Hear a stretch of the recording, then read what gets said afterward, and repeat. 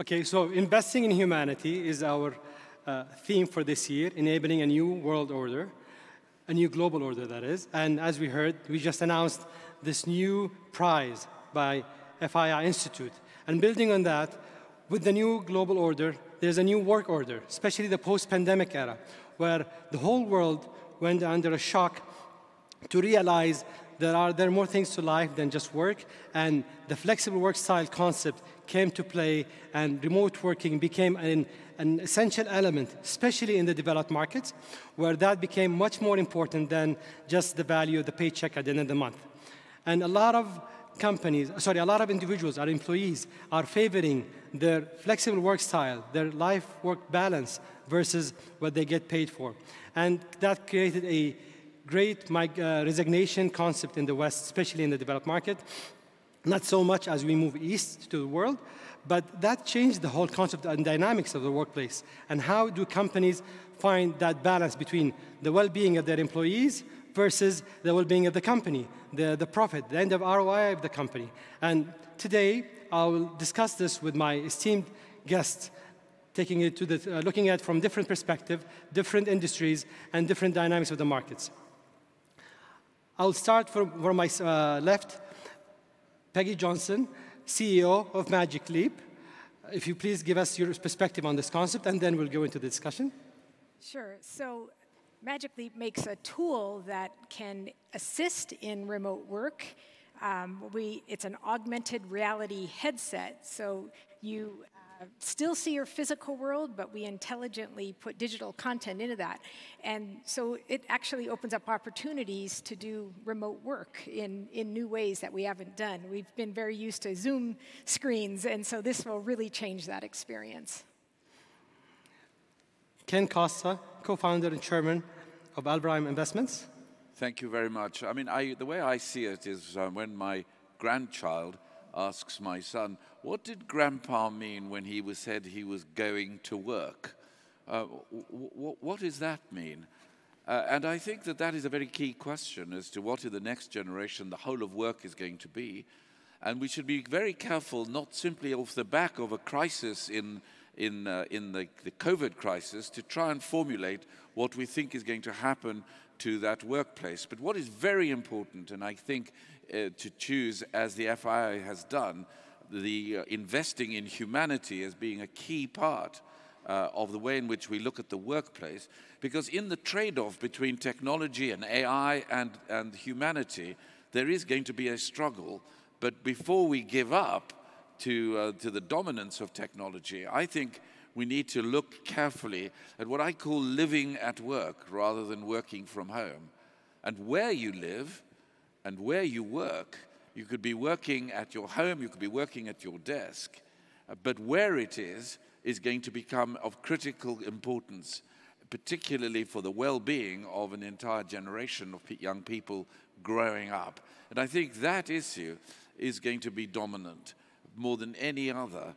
Not so much where or what you do, but who you are when you work, being able to tackle the great issues of your own personality, of your working with your colleagues, the difficulty of working with your colleagues, recognizing that in most, particularly in investment banking industry, that the skills are both taught and they are caught. And it's very important to manage both caught and taught, but in a social environment. Thank you, Ken. Next, we have Beverly Ryder, CCO of Tonomus Company. Hello, thank you. So my perspective is a little bit different because I am a technologist and I work in technology for NEOM, right? And Tonomus is a NEOM company, and one of the things that we run into are the constraints of having all the people that we need in the location we need them. So we heavily rely on alliances and partnerships in the ecosystem, and having people being able to work remotely is key to making that a success. Prior to this, I worked in a company where we had 360,000 employees that we were responsible for, and of those, 350,000 worked in the office every day. And to see what's happened through COVID and to see that transition, right, has been really an amazing thing. But what I'll tell you is from that humanity perspective, we've seen it change a nation. right? My other company was headquartered in Japan, and there everybody went to the office all day long, and to change that whole diatribe and how now people live and work and actually can work from home has really changed people's lives. So I can't wait to see where it goes, and I'm hoping at some point on this panel we talk about the metaverse and how that's going to help us. Thank you, Beverly. Joshua Fink, Managing Partner for Luma Bio. Thank you so much, Rakan, and thank you to everyone at the FII Institute for the great work you do in the Kingdom of Saudi Arabia for hosting us all here. I focus on healthcare, and healthcare is 19% of US GDP, 15% of global GDP, and growing. This is a huge field that impacts everyone in obviously very existential ways. And remote care, paired with what is possible today from a technological standpoint, is transformational. And I would make the argument that unless we embrace this, we are going to have a crisis in medicine. In the West, we have a massive nursing shortage. We're having a retirement wave of doctors. Doctors and practitioners of medicine need to be able to do more work per unit of time and do it with better outcomes for the patients and obviously less unintended consequences. So the embrace of things like remote patient monitoring to continuously monitor patients, what their blood pressure is, what their glucose levels are, what their heart rate is, this is transformational. We think we're sitting here in Saudi Arabia. Saudi Arabia has one of the top 10 incidents of diabetes as of any country in the world, and the leading cause of death in the MENA region are cardiovascular diseases. These are things that could be eminently solvable. And you think, for example, let's take diabetes. If we were able to pair insulin and pair that with behavioral medicine, if we were able to see not just how much insulin does a patient take, but what does that patient do in terms of their consumption of food? Is that patient stressed or not? What is that patient eating? Over time, we could work using technology to wean that patient to much lower doses of insulin and to much less insulin. So I actually think remote work is an absolute blessing for healthcare. It's a blessing for human lives. And I think the next 5-10 years, as the technology only continues to be developed, and as health systems and governments embrace this new technology, there'll be so many transformational opportunities in healthcare. Thank you so much. Let's get deeper into the discussion. So, Peggy, the discussion is building the new work order for the employees all over the world, different societies, different cultures, different dynamics and geographies. Is it one size fits all? How do you see it per sector or even per geography? Oh, it's absolutely not one size fits all. So I'm in the technology space as well. We have a lot of software engineers who can work literally from anywhere and likely more productive. They're not commuting both ways, and so they have flexibility in their hours. They have a better quality of life. I also have hardware engineers because I make an actual device. And some of that can be done from home. If we put telemetry and things into the device, they can do some remote testing. But oftentimes, those engineers do have to be at work. And so we're just trying to accommodate for both. So it doesn't behoove me to say, everybody come in or everybody stay home, because so it's more flexible? Flexibility is here to stay. Do you think your technology for Magic Leap helps enable that even more so? It does, because you can now gather teams, and perhaps you're designing a new car.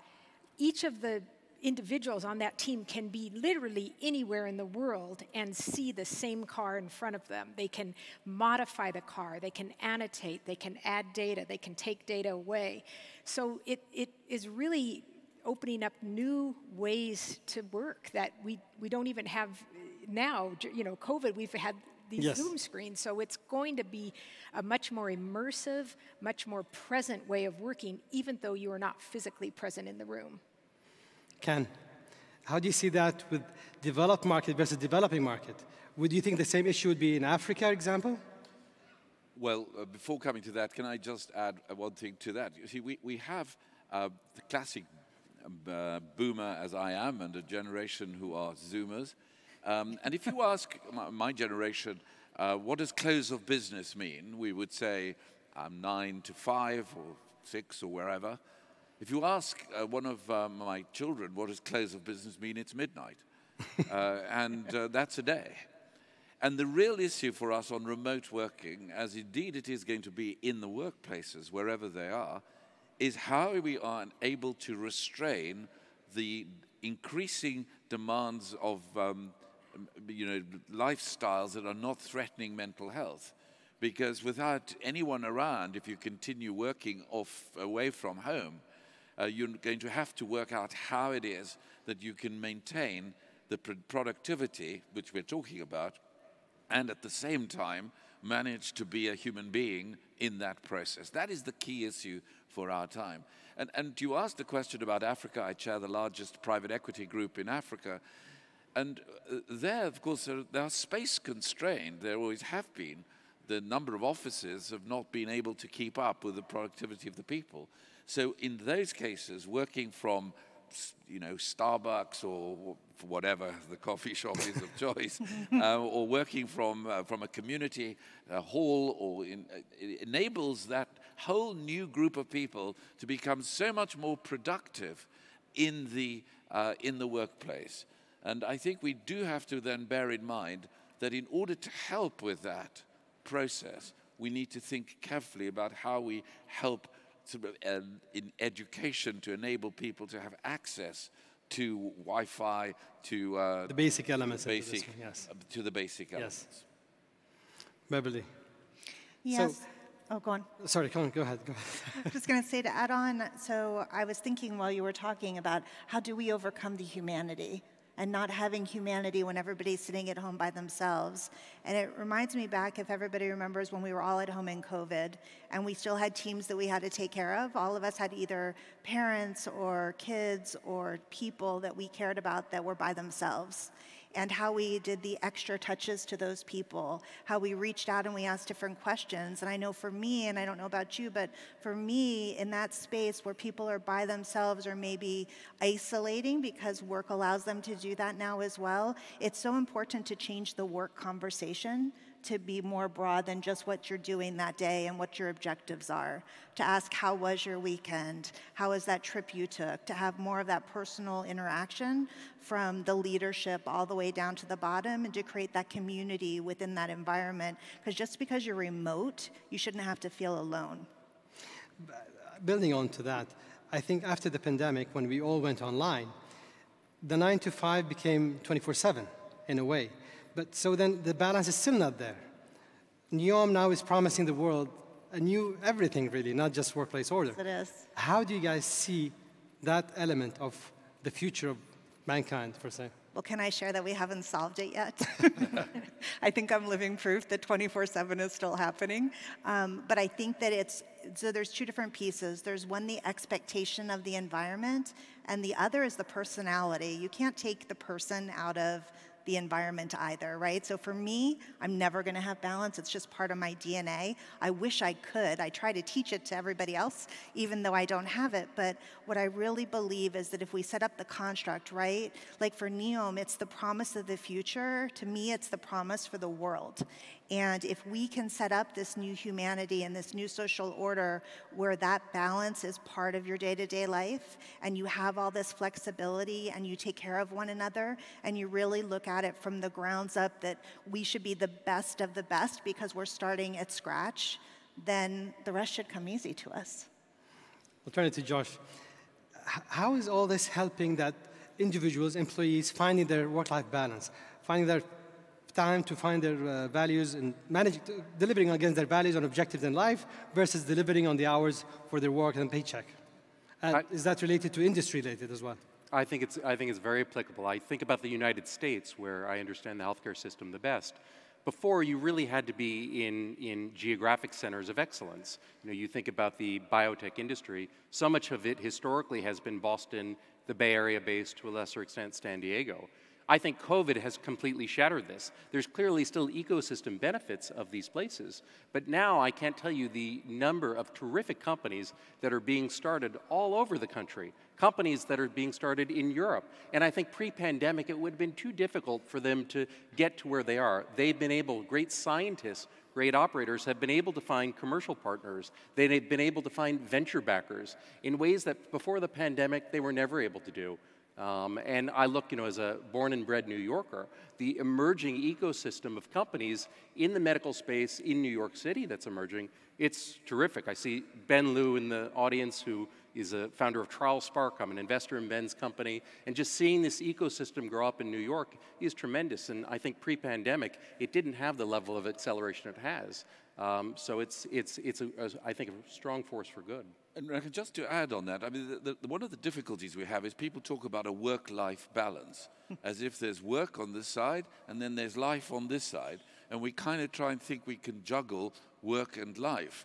And the moment you state it as a dichotomy like that, it of course creates the very issue we're trying to avoid, which is why I come back to this question of we need to find a way in which we are going to learn to live, as it were, living while we They go hand in hand. Or living at your workplace. And that makes a huge difference, because in the clusters, one shoe doesn't fit all. I think we'll see creative clusters or creative communities that are not necessarily the high-rise buildings in which the traditional workplaces were configured, but that will be able to have peer pressure working in favor of the restraint, because there's only one way you can stop that, and that is by some form of encouraged restraint to enable people not to be working 24/7 and then to be burning out. Do you think, please go ahead. I mean, I think a great example is actually the work that Peggy's doing at Magic Leap, and the tool it offers through augmented reality, the tool it offers surgeons. And Peggy, I'm sure people would love to hear about this. Yeah, so even that is going to be a new way of working, because now we can bring the device into the operating room. The surgeons can put it on, still see the patient in front of them, but they can have digital markers on, As if it's there. Actually. Exactly, yes. right there on the exact line that they need to put the incision.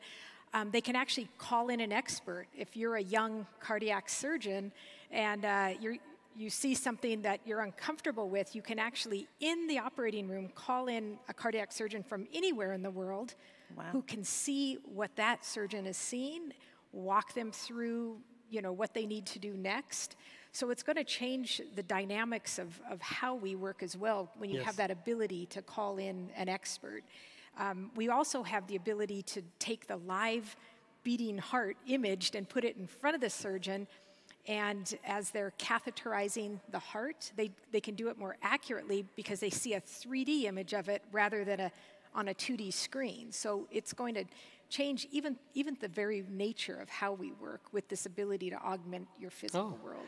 Interesting. During the summer, I was in Orlando, and there's a center there that teaches surgeons how to do remote surgeries remotely through robotics.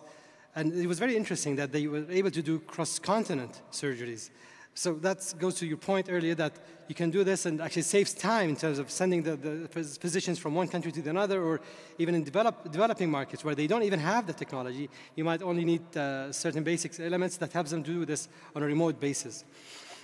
But when you look into the scheme of things, conventional thinking would tell you this would make you lose the corporate culture concept. Would it? No, I think in some ways, at least with our tool, you feel more present. If you are in this virtual world and there's somebody in the room virtually with you, if they walk behind you, you actually hear through the spatial audio, you hear them walking behind you as if they're physically present. It actually can help, even in a virtual environment, it can help bolster the culture because you feel the physicalness. Because we can track the eye movement, we know if someone's looking at you virtually who's not there. And there's a connection you have when someone looks you in the eye. Yes, exactly, of course. So all of those things are now able, through augmented reality, which I think will bolster the culture. But in terms of your employees, for example, in Magic Leap, how do you have that corporate culture if everybody's remotely not connected in the same physical space at the office? We use our product. Interesting, you do. We do. Ken, how do you see this corporate culture issue? I think there's probably a mild disagreement that we would have to have. I think it works very well, for example, brilliantly in the surgeon that you described, or in those that have got the enhanced in reality that they're working on. But in a place where, for example, investment banks or banks, or where you've got a lot of people, the culture has to be set simply by people working together. Now, they may take time in which they're not there, but there will have to be a culture that is not, it cannot be imposed from above, because we all know that the generation is much flatter, looks for much closer involvement in the way in which decisions are made. But it has to be understood that we draw together because we're social animals. We want to meet, we need to meet. And I think at the moment we're struggling with talking about hybrids, about whether one will survive or another will. What will happen is that we're going to have to take horses for courses. There are certain industries that it'll work very well. And there are others where the culture is threatened by, if it were entirely remote or anybody could do what they wanted to do without being able to come together in some configured way. And I'm not saying that as 9 to 5, 5 days a week, but in some configured way where one would have those social communities which will energize each other and retain the cultures of working together for people working together rather than dissipating. Yeah. Beverly, what do you think about this? Boy, I'm torn. I like both arguments. But I think that it just really depends, right? When I think about my children, they're 18 to 26 years old. There's 3 of them.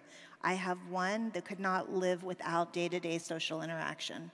I mean, she wouldn't survive. She has to go somewhere and go to work. I have 2 that their whole lives have lived in a different way with the interaction through either gaming and having long-term friendships through that, or through a work environment where they were remote. And most of their peers, all of them, are finding jobs that are remote jobs. And where they're finding their community are through like-minded people like them that get together.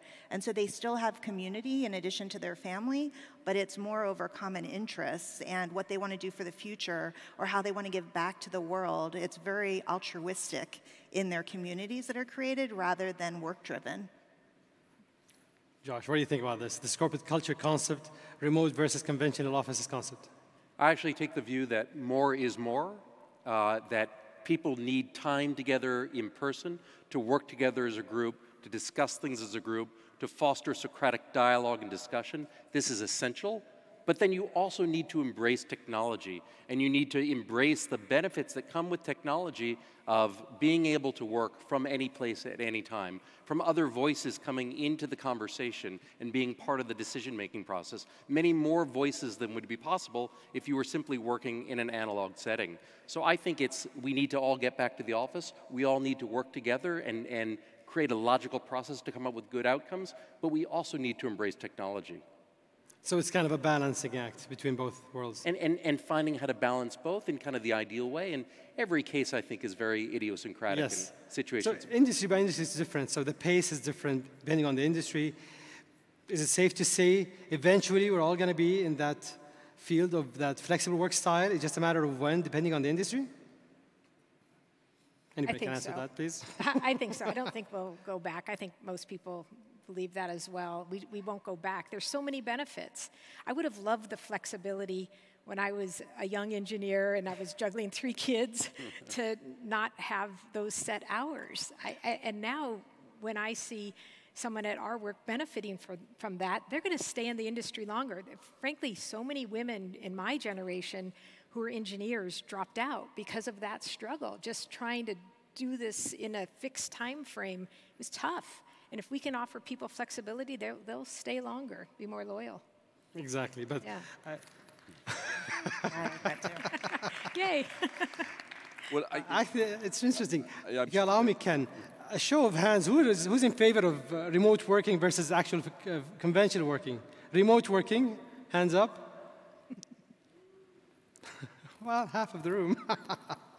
Interesting. Ken, I'm sorry, you were saying. We're impaling ourselves on the horns of a false dilemma.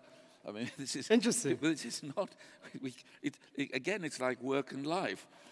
We can't try and split ourselves up into those two. There's no line. Into those lines. It's going to work entirely differently for different organizations. You know, I remember when flexible working was introduced. It shows my age. When flexible working was thought to be something that we offered our employees as a perk. It was something that it was really an advantage, whereas now it's a right. And you can't meddle with that right. What we have to do is to be able to explain that those rights come with duties, and part of those duties are to establish the culture that you want to have, particularly in large organizations. It's different in specialists where there are not that many people working. That we need to establish a culture that is both sides, but one has to be dominant. You can't just say, well, they're equal and we'll just balance them, because the balance doesn't really work. And I think the dominant piece is going to be that which is producing a corporate culture which is based on, the investing in humanity, which is what we're all talking about. Some say if you find your passion and that's your daily job, you don't have to work every day, right? So then the 6 hours or 10 hours a day is just doing something you enjoy. That's if you're working on your own. And of course, if you're working on your own, you can work where you like. Entrepreneurs can work where they like, and that's wonderful. And these creative people have come together to do so and to support each other wherever they do. But organizations can't live like that. Sure. But I Beverly? would counter that we also have work shortages in some industries. And in order to get the best people, and in order to fill out your teams, and in order to be successful, you need to get them from wherever you can get them, and they're not always in the same place. I mean, just to add on to that, one of the big constraints in bringing new drugs to market is the development cycle. Once you've proven that they work in animals, taking them through the FDA trials, drug development. And one of the biggest constraints is this costs a lot of money and takes a lot of time. And one of the key reasons it does is patient recruitment is hard. It's really hard. And we think about the geography of patients that sign up for human trials. 70% of patients live more than a 2-hour drive away from their trial site. So if we could figure out methodologies and processes to have drug development occur in a remote way, what we're going to do to drug development itself is drive down the cost, make it cheaper, faster, better, and be able to bring more therapeutics, more diagnostics, and more medical devices cheaper to the marketplace and to humanity. Interesting. The deathbed literature, when you look into what's written into that field, it's always say, if somebody's on the deathbed, they will never say, I wish I worked another hour or another year or made another million. They all say, I wish I spent more time with my loved ones, with my kids, and so on and so forth. And we all know that, yet no one thinks that now. We only think it when probably it's too late sometimes. So that goes into that balance. I'm not saying work-life balance with a clear line or red line between, but it's just having the set of priorities probably. So everybody's saying that post-pandemic, everybody's revisited their personal priorities in life. And based on that, they started to assess their job opportunities, their job, and should they change careers, and so on and so forth. What do you think of this? Years ago, I heard this story that said, your life is a series of glass balls that you're juggling. You have your health, your career, your family, your own well-being, your own physical well-being, and you're juggling as fast as you can. But sometimes you have to set one of them down, and that's okay. So I know, again, when I was raising my kids, sometimes I had a deadline. I was writing some code. It had to get out, and I couldn't get back home early enough on time.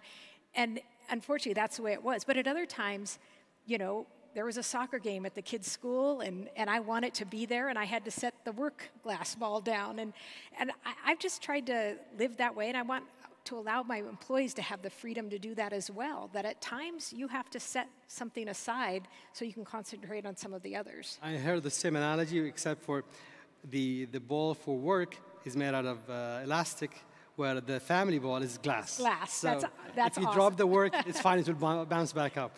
Exactly. Ken, what do you think of this? Well, what I think is that there's going to be two sides of responsibility. Firstly, those that are the employers and the workplace in the defined spaces. Interestingly, this week, the London Times magazine ran a leading article about why we needed more breathing space. Breathing space in the office. And there's been a report published in the UK because we have the largest density of population in office space in the whole of Europe.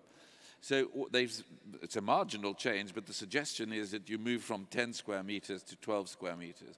So it seems to me giving people more space, creating better environments in which they can flourish in their offices is the one side that the corporate world can add.